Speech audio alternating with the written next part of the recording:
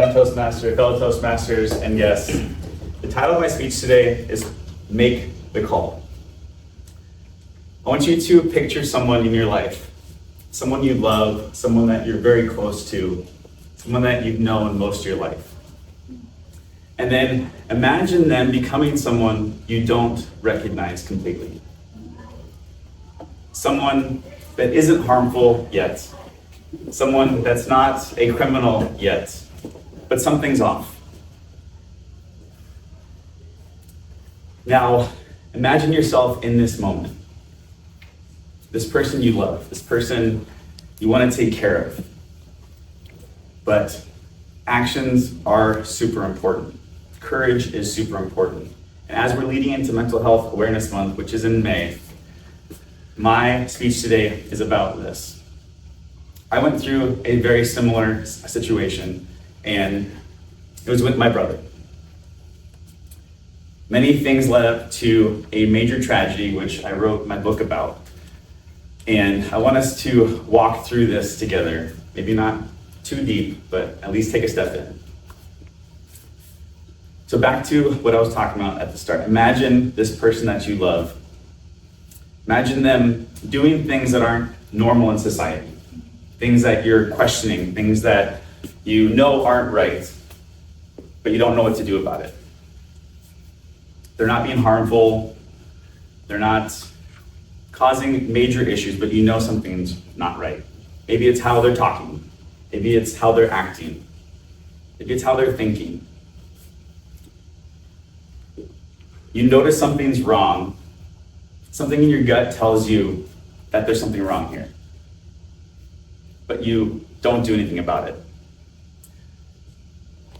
Because you don't want to make things worse, you don't want to embarrass them, you don't want to cause a problem. So we cower back. And I'm here to tell you to wake up. I wish I had woken up more. I wish my family had woken up more. We enabled what was happening. We saw problems leading up to this. We knew there was a problem. I had thought about calling the cops, and I didn't, and then I didn't, and then I didn't. May is Mental Health Awareness Month, and the biggest thing about awareness is talking about it. But as I said earlier, it's about courage. My brother and I had lived together 10 years ago before this tragedy happened. We had a couple of good months, and then I completely wrote him off. We lived in a split level house. I was on the top, he was on the bottom. We were completely split.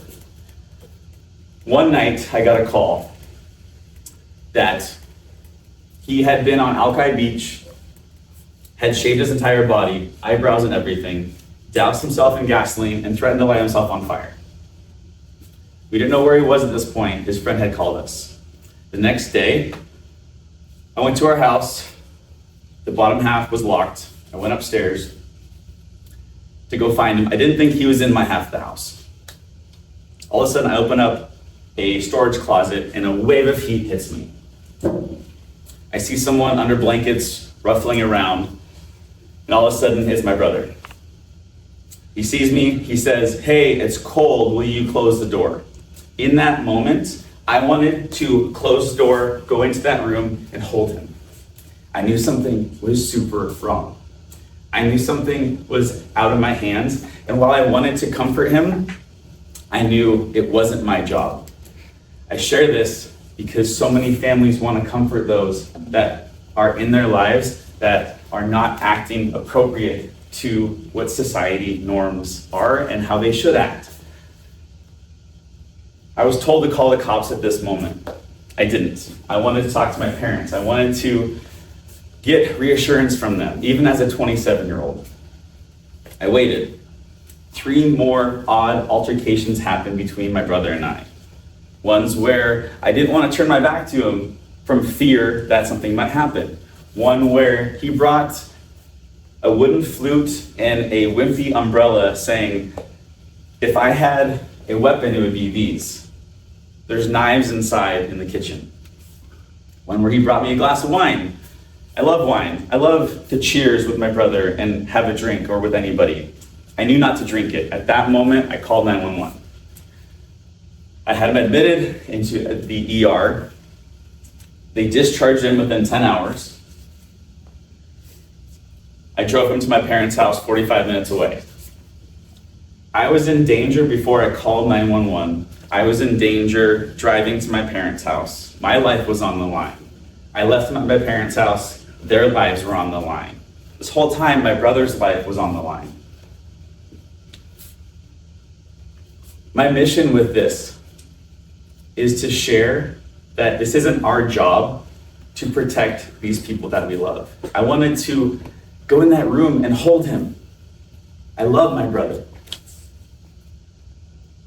Too many families, just search in the news, too many families have had this outcome happen. It's not every other household, but it's a lot. My mission is to share what happened, to look back at the things that could have been different, and to urge everybody to call the cops more, call for help. There's things like calling 988 for a mental health line, 911 to get support. Now, even calling 911 didn't fix the problem. Had it been called more, there would have been a record, there would have been more support. This could have saved his life, could have helped him get better, could have saved my mom's life. So, I'm gonna leave you with this. Mental health awareness is a big deal, especially for me and my family, and for many others in your families and across the world. Don't be afraid to call the cops. Don't hesitate, don't downplay, don't wait and hope. Take action. Awareness without action means nothing. It leaves everything to chance. So, I hope you all think about this, think about our story and all the others. And when that moment comes in your life where that ping in your stomach, in your mind happens, that you will make the call. Thank you.